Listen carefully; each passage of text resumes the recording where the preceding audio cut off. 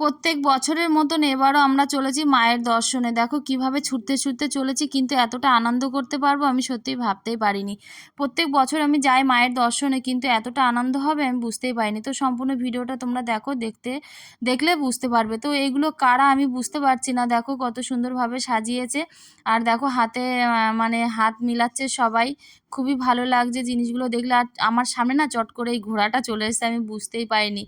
আর লাইটিংয়ের মাধ্যমে এত সুন্দর করে তুলে ধরেছে, তোমাদেরকে কি বলবো, সামনাসামনি তোমরা যদি না দেখো তাহলে কিন্তু বোঝাই যায় না। তো লাইটিংয়ের মাধ্যমে দেখো কত সুন্দর করে তুলে ধরেছে, আর এত মানুষের ভিড়, তোমাদেরকে কি বলবো বন্ধুরা। প্রত্যেক বছর সবাই অপেক্ষায় থাকে এই মায়ের বিসর্জন দেখার জন্য। তো দেখো মা যেমন চলে যায় তেমন একটা দুঃখ থাকে, তার সাথে কিন্তু চলে যাওয়ার যে এই দৃশ্যগুলো দেখারও কিন্তু একটা আনন্দ থাকে। তো তোমাদেরকে কি বলবো, মানে লাইটিং যেভাবে সিস্টেম এত সুন্দর করে, তোমাদেরকে কি বলবো। ওখানে ছেলেরা বা ক্লাবের ছেলেরা সবাই এত সুন্দরভাবে জিনিসগুলো মানে দেখো কি সুন্দরভাবে গাইড করে নিয়ে যাচ্ছে, কারণ কারুর কোনো ক্ষতি না হয়, এত মানুষের ভিড় যেন কারুর কোনো সমস্যা না হয়। সত্যি খুবই ভালো লাগে এই জিনিসটা, এত সুন্দরভাবে ওরা করে।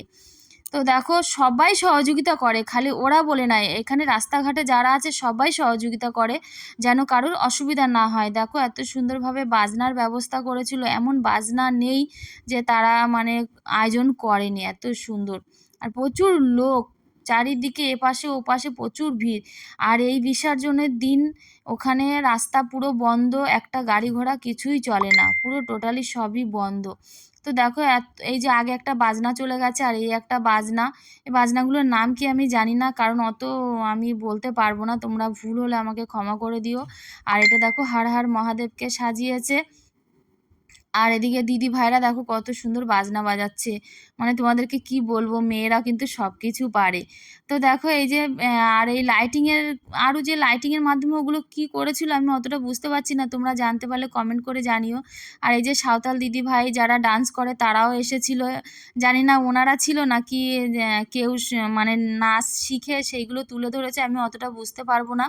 আর এই দিদি ভাইরা দেখো কত সুন্দর ঢাক বাজাচ্ছে, দেখো এত সুন্দর না, সামনাসামনি না দেখলে তোমরা বুঝতে পারবে না যে এত ভালো লেগেছে।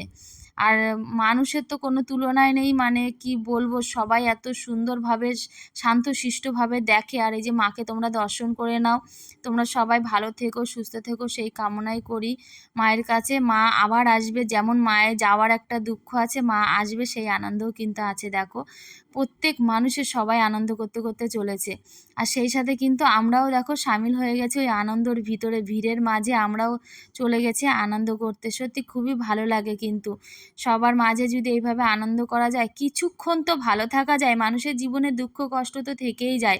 আর এই যখন আনন্দের সময় আসে, আমি বলবো যখন যে সময় আসবে আনন্দ করা, তো তখন সেই আনন্দটা করে নেওয়াই ভালো। তো দেখো আমার সাথে যারা ছিল তারাও লেগে গেছে, আর আমিও কিন্তু ওদের সাথে আনন্দ করতে লেগে গেছি, কিন্তু খুবই ভালো লাগলো।